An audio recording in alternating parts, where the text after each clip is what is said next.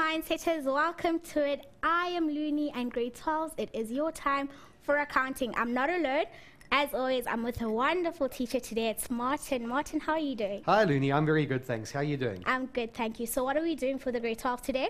Well, today we're doing a production cost statement. Okay. Last week we did the ledger accounts, and so today is just a follow-on from that where we're actually preparing the statement that they need to know. That's cool. Grade 12s, you heard it. Last time I heard any accounting lingo was in grade 9, so I'll be learning with you guys as well. Make sure you hit me up on Facebook. My page is facebook.com/LearnExtra.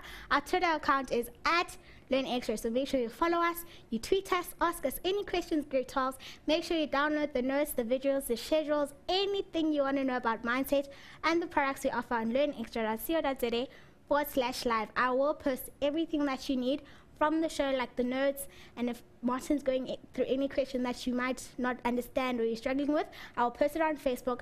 Ask us any questions, and during the break, I'll make sure that I'll ask Martin as many questions as I can. So with all that said, I'll take it straight back to Martin. Thank you very much, Looney, and welcome, Mindsetters, to today's show. Today we're doing the production cost statement, which is an important part of your manufacturing learning outcome. And last week, if you watched the show, you'll remember we discussed the different ledger accounts, and we discussed the differences between a manufacturing business and a normal retail or a normal service business. Now, today we're going a bit further, and in today's lesson, what we're going to do is prepare a production cost statement. So, in matric accounting, you've got 4 statements that you need to prepare. You need to usually do an income statement, you need to do the regular balance sheet, and then there's, of course, the very important cash flow statement that was new this year. And then the 4th one, if you're getting a manufacturing business, you have to prepare this production cost statement. What is a production cost statement? Well, very easy. It's just something that works out, guess what? The cost of production. So we are a business that is manufacturing something, we're producing things, and we will prepare this statement, the production cost statement, to calculate our cost of production. In other words, what it costs us to make the products that we're selling. Okay, we also, in the production cost statement, have got various notes. The notes always follow the same pattern, so they're quite easy to do, but we have to go through them to make sure you understand them. So we have to do the notes to the production cost statement, and then the third thing is that there is a break-even point that sometimes gets asked. So those are the 3 concepts that we're going to cover today. So let's have a look at the notes that we have here. First of all, a production cost statement is prepared only by a manufacturing business. That's important. Only a business that makes a product is going to have need of a production cost statement. Other businesses where you go in and buy things that have been manufactured by someone else do not need the production statement. They'll use the other 3. And it's got 3 main components, which are abbreviated like this. We've got direct material costs, direct labor costs, and then our third one is the very important factory overheads. Just something to remember, if you ever asked to calculate your prime costs, very, very easy formula. You just take your direct materials, you add your direct labor, and that gives you your prime costs. So add these together, and that gives you prime costs. After that, you get your factory overheads. Your factory overheads, Mindsetters, very, very important. They are all the other costs, excluding your prime costs, that are involved in manufacturing. Please don't, when you answer a question, do not include costs such as administration costs, office costs, telephone costs, because to run a factory, I don't need those things. Those things take place in an office. Your factory overheads are only your costs that are involved in running the factory. Only what you need for manufacturing. Bear that in mind. Also, please remember, something that you cannot forget is that your factory costs include indirect materials and they include indirect labor. Last week's show, we explained the difference between indirect materials and indirect labor. Go and review that if you're not sure, but you'll see in the question how we make use of it. So remember that those 2 concepts are included in our factory overheads.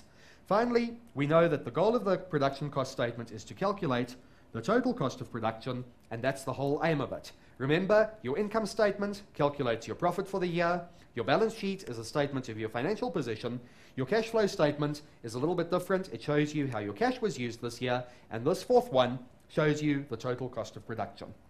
You must also, as another concept, understand an important difference between fixed costs and variable costs. Okay, that's going to be important for the last part of this afternoon's show, which is a break-even analysis. When we have fixed costs and variable costs, you have to know the difference between those. Fixed costs are costs that stay the same. They stay the same as production increases. So, if I'm producing stuff in a factory, I'm going to pay the same rent for the factory, whether I use that factory to produce one item or whether I use it to produce 100 items. That cost stays fixed, and that's a fixed cost. We'll deal with those fixed costs a little bit later. Just bear in mind that the opposite of fixed costs are what we call variable costs, and variable costs are costs that vary or that differ or that change according to the level of production. So an example of that would be raw materials. If I am manufacturing something, I am going to use various raw materials in the manufacturing process. The more products I manufacture, the more raw materials I'm going to need. If I manufacture one pen like this, I'm going to need just enough material for one pen. But if I manufacture 100, guess what's going to happen to my materials? I'm going to need more, obviously. So what happens is that they rise according to my level of production, they vary, and they differ. So please bear in mind that that is what a variable cost is. Then the final concept that you need to be very well aware of is to understand what we mean by a break-even point. So when you're breaking even, what's happening? If you are breaking even, specifically what happens is you are earning just enough money to cover your costs. You're not making a profit, but the good news is you're not making a loss either. So the break-even point is the point at which the business earns exactly enough money or enough revenue to cover its costs. In other words, it makes a zero profit or loss. When you calculate the break-even point, you will need to calculate that level of production that gives you zero profit and zero loss, where you earn exactly enough money to cover all your expenses. So I'd like to ask you, see if you can answer on Facebook. Looney is sitting there and she's ready to get your answers, so please send it in. Who can remember the formula for the break-even point? Okay. Think about it, answer my question, send us an SMS or on Twitter or on Facebook, and let's see who can remember what the formula is for break-even point. I'll answer that question just now. Okay, now what's very important when you're doing this, here are some exam tips. It's essential to learn the format of the production cost statement. If you don't know what the format is and you don't know where to put things, there's no way that you can get the answers right. You must know the format, you must know it very well, and sometimes the answer sheet is left entirely blank. Okay, we can do that to you. As examiners, we don't usually like to be mean, but we can actually give you a blank sheet of paper where you have to fill in the production cost statement all on your own. So you must know this format well. Also, another important thing, you must bear in mind that there are notes to the production cost statement, and sometimes these notes appear on the face of the production cost statement. So sometimes they are actually built into the production cost statement where you do everything on one sheet of paper. Other times, though, they are shown completely separately. So you actually almost have to learn two formats. You have to learn the one format where everything is done on the face of the production cost statement, and you have to learn the other format where you've got the different notes. Let's just quickly recap what the different notes are. Your notes are usually what corresponds to these items that I've listed here at the top. There's direct material cost, there's direct labor cost, there's factory overheads. Very easy to remember. Those are the three things that you need to consider when you're doing the cost of production. So direct material cost is going to be note 1, direct labor cost is going to be note 2, and factory overheads is going to be note 3. If you learn those notes and you learn the format of them, you won't have any trouble with the production cost statement. It's not such a difficult section compared to, say, the income statement or the balance sheet, because it actually makes a lot of sense and the adjustments aren't that tricky. So you don't have to work out prepaid expenses usually, or accrued incomes, or things like that. Usually it's quite straightforward. We're just interested in what materials, what labor, and what overheads we are using. Also, please just remember one more important thing. When you are doing the various notes to the production cost statement, there will be a formula that you can use. And that formula is usually the same formula you would take opening stock, you would add your purchases, and you would subtract your closing stock. If I want to know how much I've used, I can use this formula. So let's say if you're having a party at your house and you're inviting people to come over, and what you've done is you've bought some Coke for your guests, okay? You decide that people are going to come and it's going to be a hot day, you're going to maybe have a braai, or you're going to have some food, or you're going to have some music, and what you've got at the beginning, you want your guests that are coming to enjoy some canned drinks with you, okay? So what you would do, if you are starting this procedure, you would first look inside your fridge and see how many cans of Coke do I have right now. That's going to be my opening stock. Then you're going to buy some cans of Coke to bring in for your friends to enjoy. Those are going to be your purchases, because I'm sure that not everybody keeps enough cans of Coke to throw a big party. You're going to have to buy some cans of Coke if you want your friends to come and visit. If I want to know after the party, let's say that my friends are now gone, I want to know how much Coke have my friends consumed. Easy way to do it is to use this formula.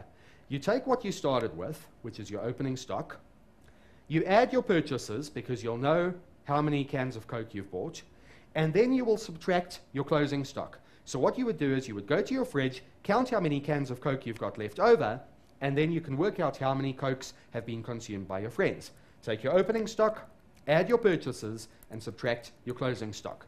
You will remember this formula from grade 11 work. This is the formula that we use for the periodic inventory system, and usually most of the notes that we have follow that particular model. We take our opening stock, we add our purchases, and we subtract our closing stock. Okay, so those were the various concepts. We're now going to have a look at a question. I just want to know, has anybody yet, Luni, sent some answers? The answers. Okay, let me read you a few. We've got Kilia Bedzwe Tabane. She says fixed cost divided by selling price per unit, variable cost per unit. Is it fixed cost? Is it the selling price per unit minus the variable? That's exactly right. So yes, well done. Yes. That's exactly the formula that I wanted. The fixed cost divided by the selling price minus the variable cost per unit. And then what if someone said fixed over contribution? Is that correct? That's also correct. So well done. We've actually got both of the different formulas. There's one formula which is your fixed cost divided by your selling price per unit divided by your variable cost per unit. And Mindsetters, you will often see in a question, the question sometimes gives you something called a contribution per unit. The contribution per unit is only this part in brackets. This part in brackets at the bottom is also known as the contribution per unit.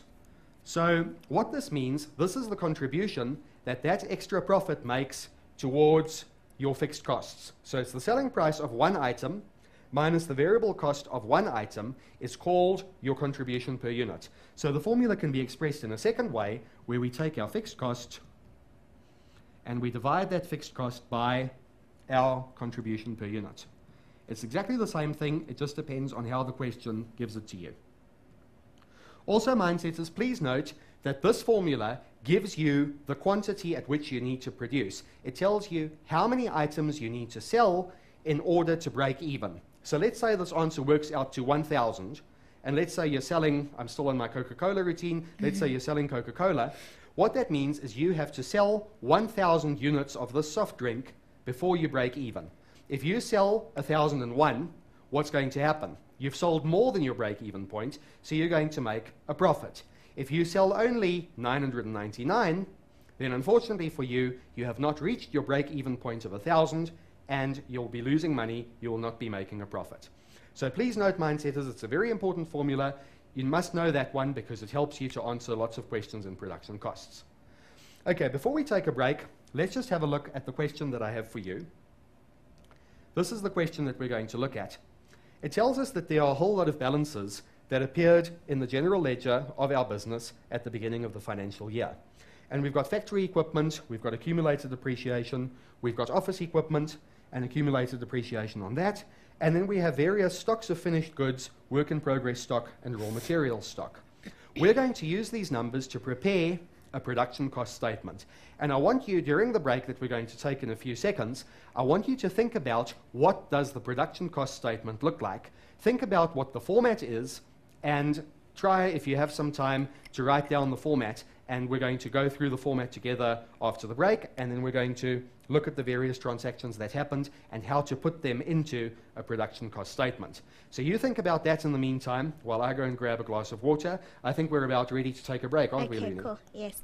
Mindsetters, we are going to take a quick break, but can I quickly send a shout out to Sir Piwa Kapaloy, Smisom Genge, Marky Martins, Gliabet Zotabane, and Iam Komodzo. You all got the break-even point formula correct. And a special shout out to my bestie Blakes and my sister from another mother, Lele, too.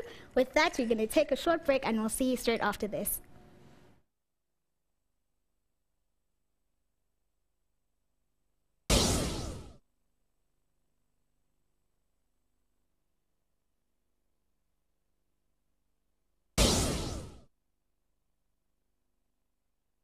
Welcome back, Mindsetters, from that short break. I hope you guys got some water, got some juice, you did a few stretches, and you're ready to do accounting again. Just a quick reminder, connections tonight, 7:15 on this very channel, guys. 319 is where you're supposed to be tuned in at 7:15. Amazing guests, Razor Cut, Cruz, Bricks Mabrigado, who else? So many guests, guys. Amazing guests. Oh, and the Soweto dance crew. Soweto's finest dance crew. Yes, that's the one. So I hope you guys tune in. And with all the great guests that will be on the show, there's also 60 Rand airtime. So there's 8 60 Rand MTN airtime that is up for grabs. So you better tune in. You better listen if they ask any questions. They will be running a little competition to give away that 60 Rand MTN airtime. So make sure you tune in 7:15 Connections Live on this channel. Like their page, I will share some information on our Facebook page, so make sure you follow that, guys. And if you're a big fan of all these musicians, tune in. With all that said, Martin, let's carry on. Thank you very much. And you're back with me, Mindsetters, for some more manufacturing. So let's have a look at our question here. What this question is telling us is that we have some opening balances at the beginning of the year, and it's asking us to do a production cost statement together with the different associated notes. It's got a set of transactions that happened, and it tells us that raw materials were imported, and it's got a whole set of transactions here. If we look at the answer sheet, we'll see here that we've been given the notes to the production cost statement for the year. So we've got note 1, which we've said before is direct material costs. We've got note 2, which is your direct labor cost, and we've got note 3, which is your very important manufacturing overhead costs.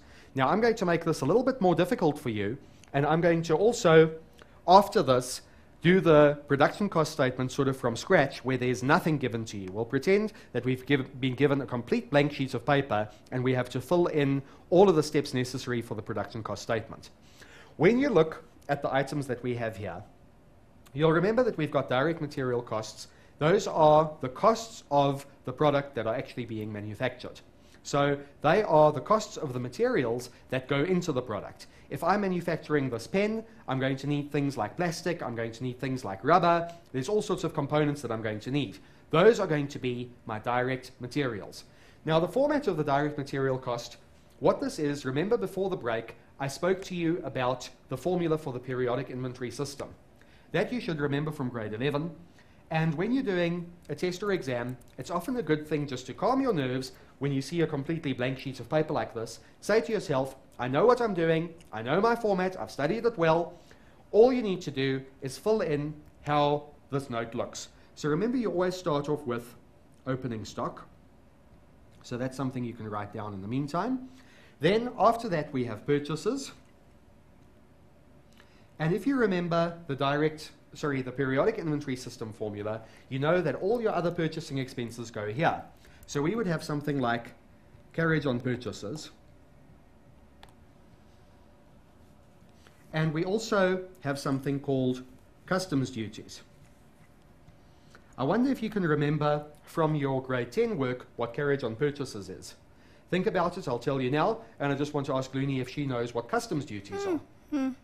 Customs duty.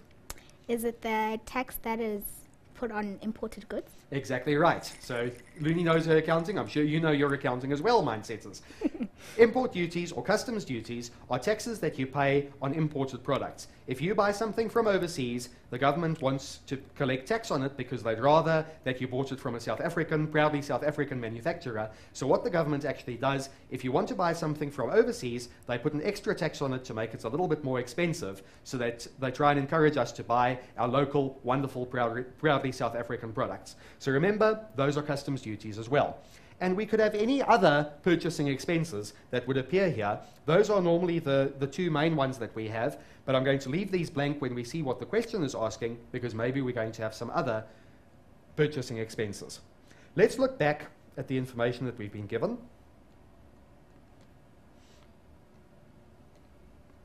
Sorry, I seem to have some problem with the pen here.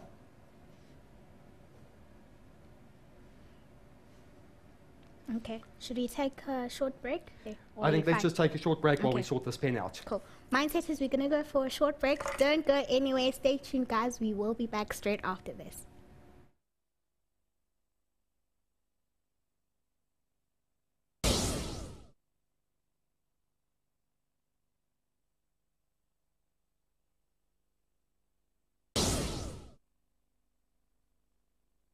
Welcome back, Mindsetters, from that break. If you didn't listen to me before I went to a break, I was telling you about the connections competition that's running at 7:15. So they're giving away eight, I went like this, 860 Rand airtimes, guys. All you need to do is stay glued. So all you need to do is simply go onto facebook.com/mindset connections, and the connection is with an X, not the TION. So all you need to do is go onto their Facebook page, like their page. Make sure you're watching at 7:15 tonight, guys. It is a live show. There will be Razor Cut on the show. Cruz, so it is finest dance crew. Brix Mabricado himself. If you guys know Brix, you'll know that he makes great music. He's an awesome artist. So they'll be there being interviewed by Luto, Unati, and Takano. Make sure you stay tuned, guys, and you watch, because you might stand a chance to win that awesome airtime. I'd just like to send a quick shout out. Let's just check here. Sunomfundo Tutipuo, Atlechang Ida. Who are you guys? Stephanie Wolfie Blight. Let's see. All you mindsetters tuning in, I'd just like to send, Bonginkosi, Sindinzako, Natasha. All you guys, Martin asked you about a formula and you got it right. Congratulations to you guys, are awesome, you're stars. Make sure, guys, you stay tuned. Remember to download all the show notes on learnextra.co.za/live. Our Facebook page is facebook.com/learnextra. You can get us on Twitter @learnextra. Remember, you follow us, we'll follow you back. So we'll be fine. Martin, how are we doing?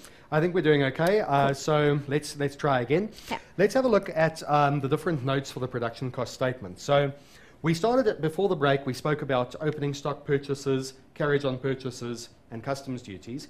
We have the next note here, which is your direct labor cost note. So before we look at the transactions, just have to remember that the direct labor costs, that deals with the costs of the workers, or the wages or the salaries of the workers who are directly involved in manufacturing the product. So they are the people that actually put the things together. For instance, this pen might have people that put the different components together, and they would work on it, and those would be your direct laborers. So in here, you're going to put your different salaries and wages of all of these people are going to be listed one below the other, together with their pension contributions, together with their UIF contributions, and any other contributions that the business makes towards their salaries. Right, let's see if we've got some luck and can get the transactions back on the screen.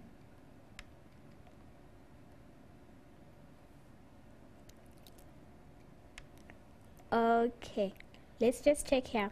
So guys, remember, if you're asking me about the notes, I will post them on Facebook, okay? I'll post all the notes for you on Facebook. I see Jan here, you're asking me. Oh, and Smith, so if Martin, you can quickly answer this question. Is it important for business to calculate break-even point, and why? Is it important for a business to calculate break-even point? Yes, it's very important, because we want to know how many products we have to sell in order to break even. Okay, cool. You see, let's say I want to go into business and I want to open, say, a hardware store, and I know that I'm going to be selling something like hammers or something like that. I would want to know how many hammers I need to sell before I start making a profit or before I make a loss, because that's going to help me in planning my business. And there are a number of things that you can do. You can change the selling price, or you can try and get different variable costs in order to increase or decrease the break-even point. So yes, it's a very important calculation. Okay, cool. Smith, so I hope you got your answer. Mindset is, remember, you stay tuned and you just focus. If Martin's going too fast, I'll tell him to slow down. But remember, we do have the video available on YouTube in probably 48 hours. So don't go anywhere. We'll go for a short break and we'll be back straight after this.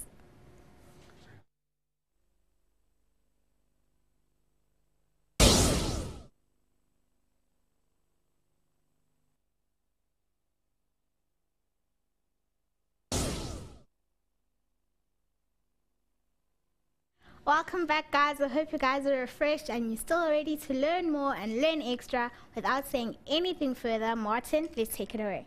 Okay, welcome back, Mindsetters. Let's have a look now at the transactions that happen here.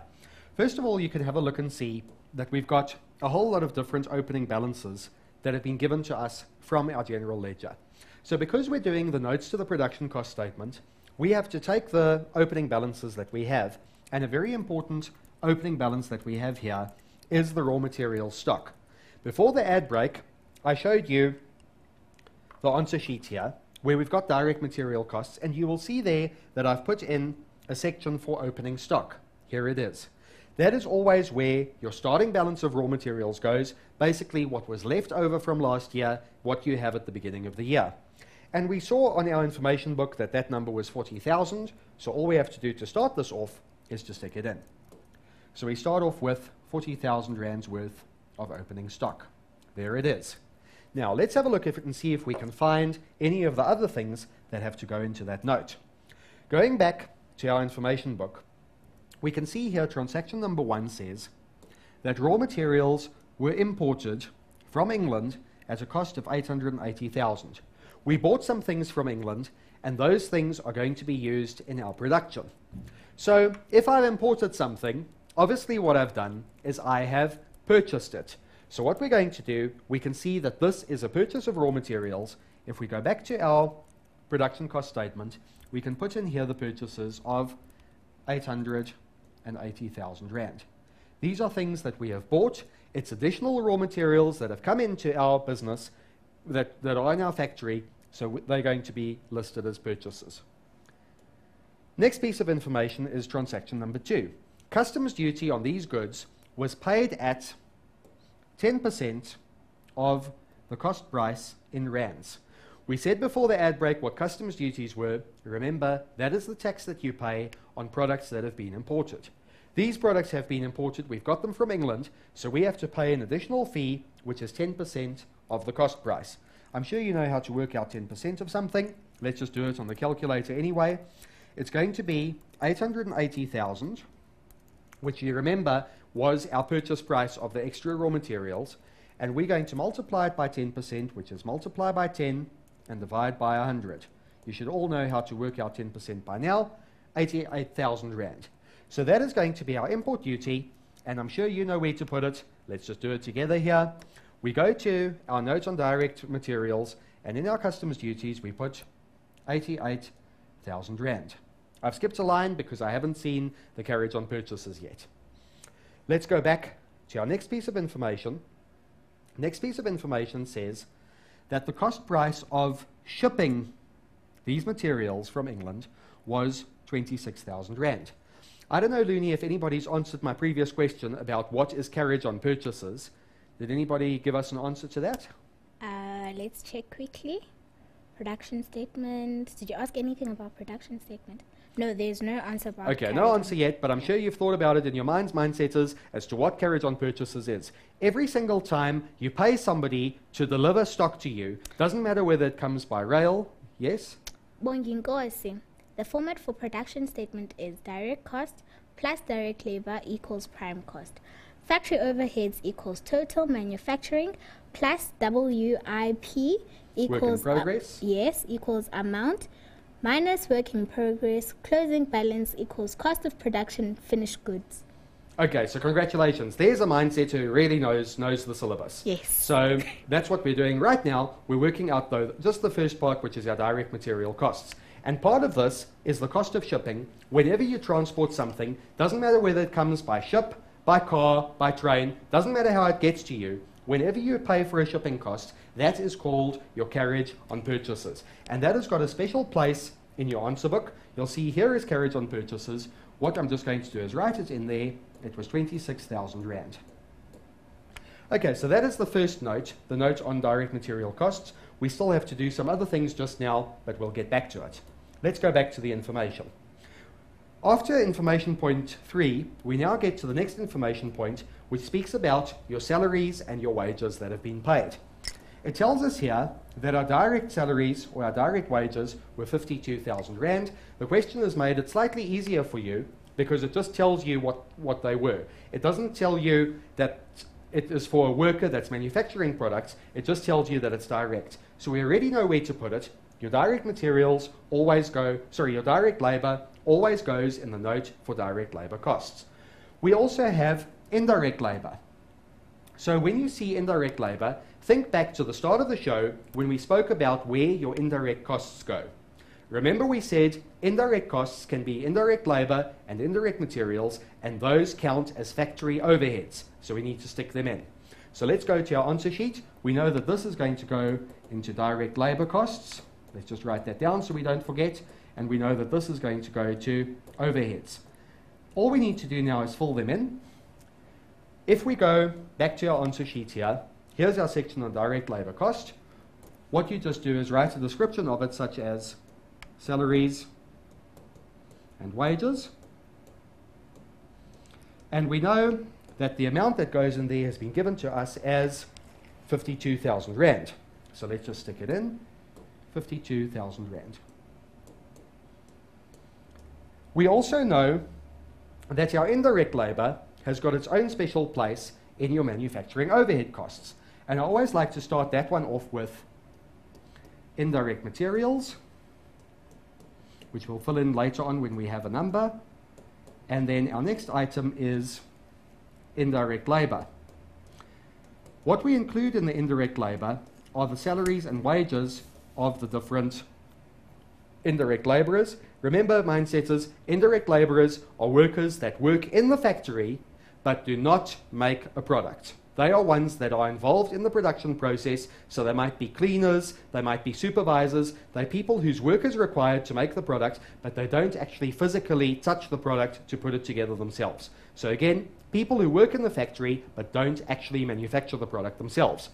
So their wages were 12,000 Rand, so let's stick that in here. The indirect labor salaries, I'm going to just break it down into salaries, because remember you also have the different contributions, and that was 12,000 Rand that goes over here. Now, let's see what the next piece says. It tells us that there was office staff and management for 60,000 Rand, and it says that there was one office worker who works at 12,000 Rand per month. Looney, if I work in an office, can I also work in a factory at the same time? No. No, I can't, right? It would be very, very difficult to suddenly work in an office and then spend some of your time in the factory and go back to the office. So this is a little bit of a trick in the question. They're telling us these expenses, hoping to trick you, hoping to get you to put the 60,000 Rand somewhere in our production cost statement. Remember, at the very beginning of the show, I said that your factory overheads are only the workers that work in a factory. We're only interested in the costs of running the factory. We are not interested in office staff or management. We don't care about the office worker. That office worker's salary and that manager's salary is going to get put in a completely different statement, which is the income statement. So we can actually ignore these items completely. They've just been put in to see if they can catch you out. Okay, now it tells us some more information.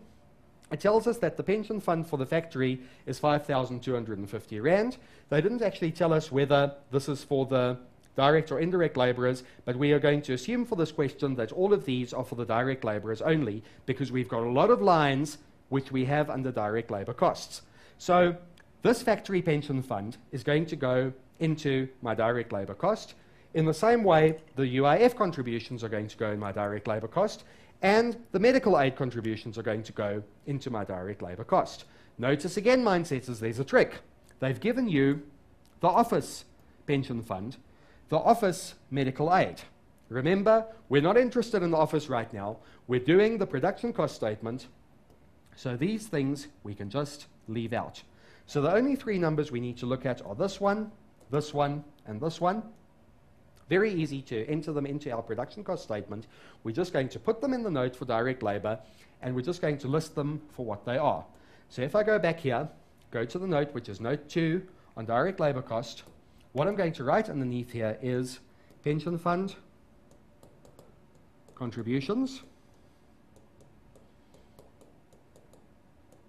I'm also going to write UIF contributions, and then I'm going to write as well our third contribution, which is the medical aid.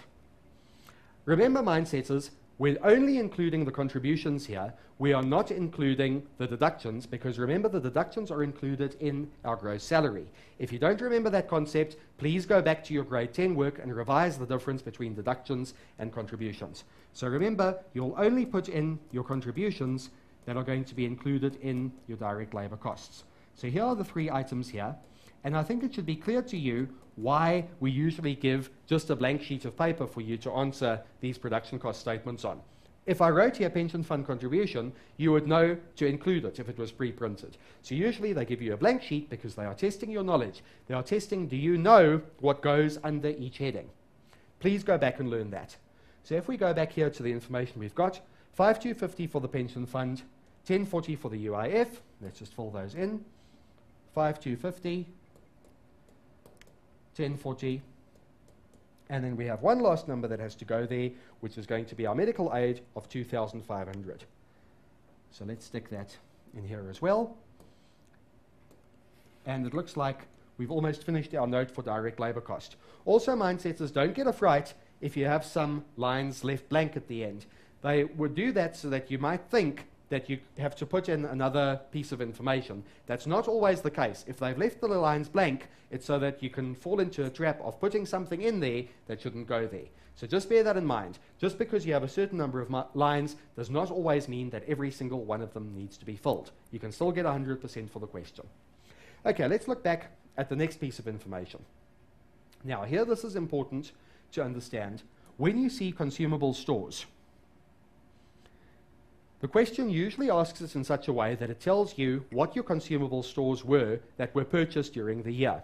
Usually in manufacturing, your consumable stores are your indirect materials. So you have to know that these go into the factory overhead note, because the factory overhead note consists of indirect materials, indirect labor, and all your other expenses for running the factory. When you do the indirect materials note, you once again follow that periodic inventory rule by taking opening stock plus purchases minus closing stock. So when you see this adjustment, you should always look back and see, can you find the opening stock of your consumable stores? If we go up to the beginning of the question, you'll see here it didn't tell us anything. It told us no consumable stores at the beginning of the year. So it looks like we didn't have any at the beginning of the year. Therefore, we can assume that our opening stock is 0. However, if it did say over here that we had some or other balance of indirect materials, we would take that number and include it as the opening inventory. So let's go back to our notes. Our notes are dealing with the consumable stores purchased, and once again, we're going to start off with the 67,000. What I'm going to do here is I'm going to put it in brackets, because usually in a question you have some consumable stores on hand at the end of the year. We're interested in what consumable stores we used, not what consumable stores we purchased. So we're going to still have to subtract at the end our closing stock, but we'll do that when we get there. Just remember that you usually have 3 calculations here. Your opening stock, which in this case is 0, plus your purchases, which in this case is 67,000, minus your closing stock, which we're going to see later on in the question.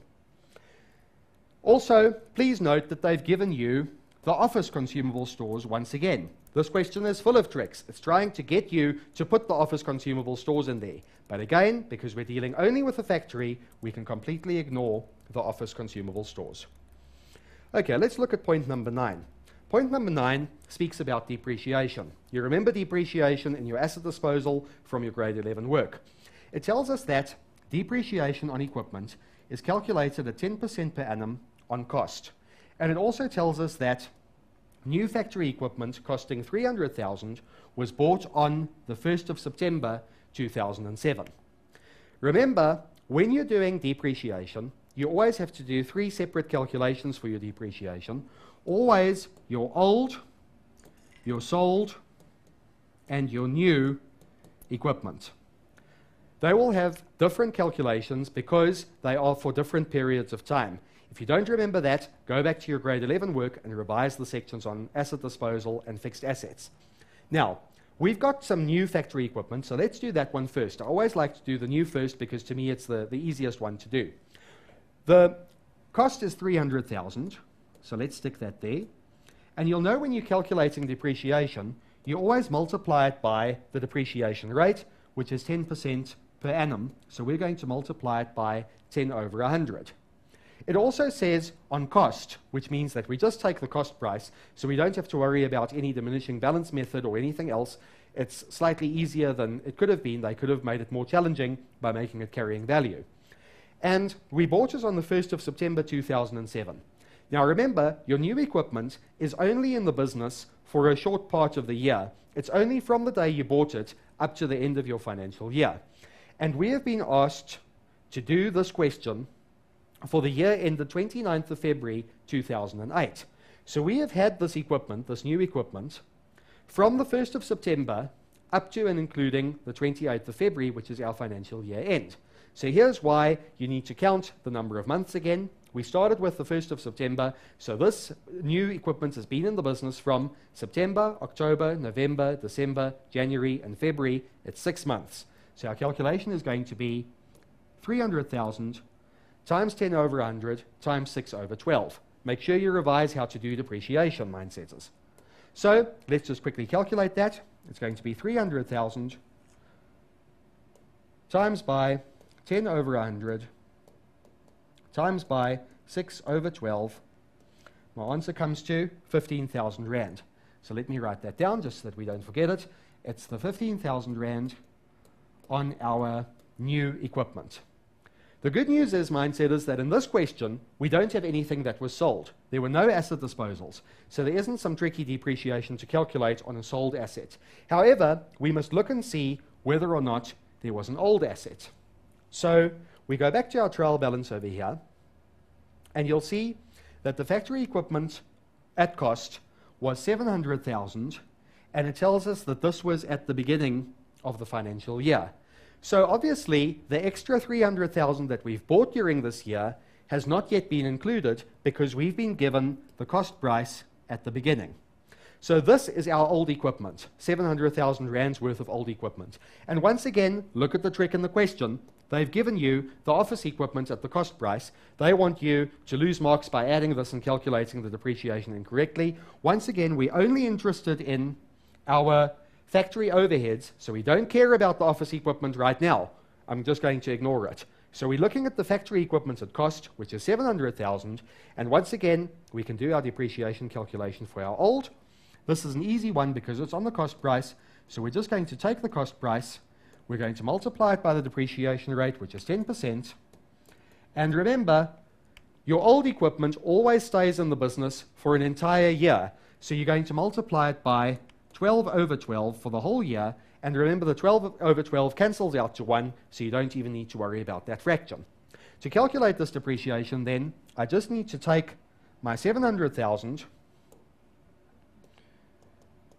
and I need to multiply it by 10 over 100. Remember, it's even easy to sometimes do it in your head because you always just move 1 0 or drop 1 0 of the question. The answer comes to 700,000 when you're calculating 10%. So, sorry, the answer comes to 70,000. So you can see there, we've calculated our old equipment's depreciation as 70,000. There was no sold equipment, and the new equipment's depreciation was 50,000. What we then do is we just take this to the manufacturing overhead note, and what's always a good idea, when you're doing this, you need to show your calculations, because the examiner is going to look and see that you knew what you were doing and give you part marks even if your answer's wrong. So we can put here depreciation, And all I'm going to do is put the two numbers we calculated in brackets. It was 70,000, and then there was a further 15,000. So there is our total depreciation. The answer comes to 85,000. To save time, I'm just writing the answer in here. Check me on the calculator if you don't believe me. Right, let's look at the next piece of information that's been given. It tells us that there were selling expenses. Advertising was 20,000. Delivery expenses were 44,000. Lumi, if I am selling something or advertising something, am I going to advertise in my factory, or am I going to advertise outside on TV or somewhere else? You advertise outside so that you get a lot more customers and people. Exactly right. Who's going to come to my factory and look at a poster for my product? So once again, trick question. These selling expenses are not at all relevant to our production cost statement because we're only interested in the costs of the factory, so we can ignore them. Okay, let's have a look at number 11. Number 11 says, repairs to the factory equipment were paid of 100,000. So this is factory equipment, so we need to pay attention. 100,000. It also tells us that a further 6,000 Rand is owed for repairs during February 2008, but this has not yet been paid.